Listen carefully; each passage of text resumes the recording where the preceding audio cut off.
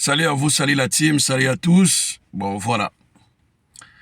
Je crois bien que si j'ai une astuce ou bien un conseil à vous donner, je ne crois pas qu'arrêter les kabylistes qui essayent de déstabiliser le pouvoir en place, c'est une solution. Non. On ne détruit pas un arbre par ses branches. Non, non, non, non. On détruit un arbre par ses racines. Les racines du mal du Congo s'appelle Kabila.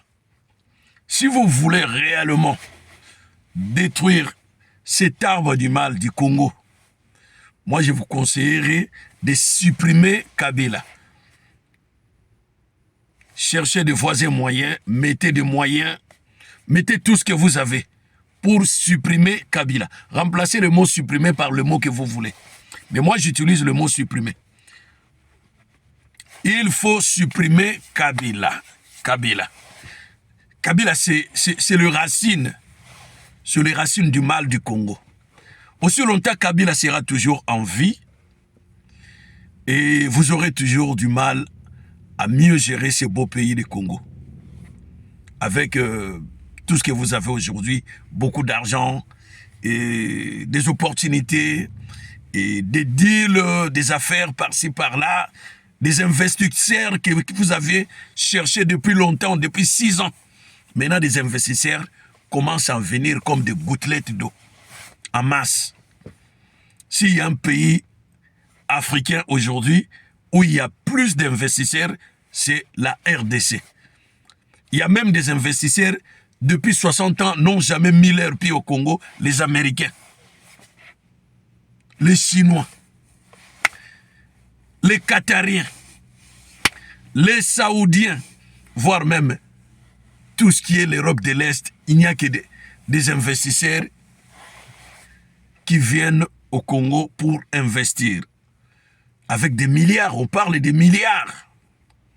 C'est grâce à ta coopération avec des pays tiers, avec des pays amis, voire même avec des pays qui ne nous considéraient pas avant.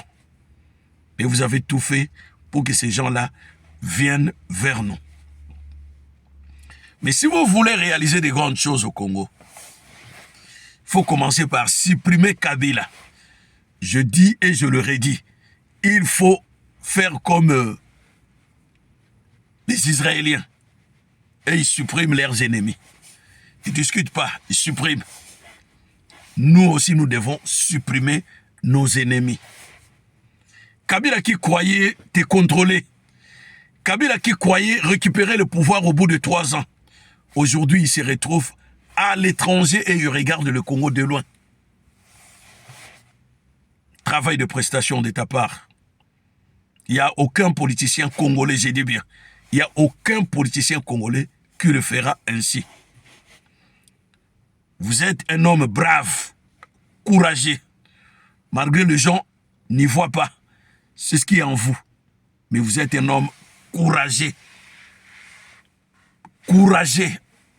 3, 4, 5 ne feront pas ça, croyez-moi.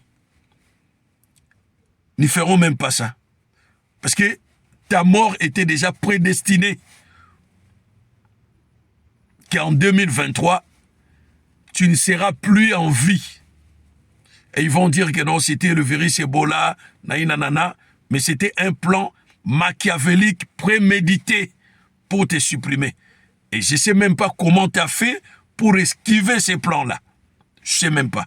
Et aujourd'hui, ceux qui t'ont mis le piège là où tu passes sont loin du Congo.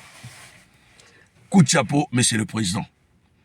Mais un conseil encore, je te donne un conseil. Il ne faut pas arrêter des gens qui ont collaboré avec Kabila, ça ne sert à rien. Ce sont des branches d'un arbre. Déracine l'arbre. Déracine l'arbre et vous aurez des réponses. Ils vont fuir eux-mêmes. Ils vont fuir pas par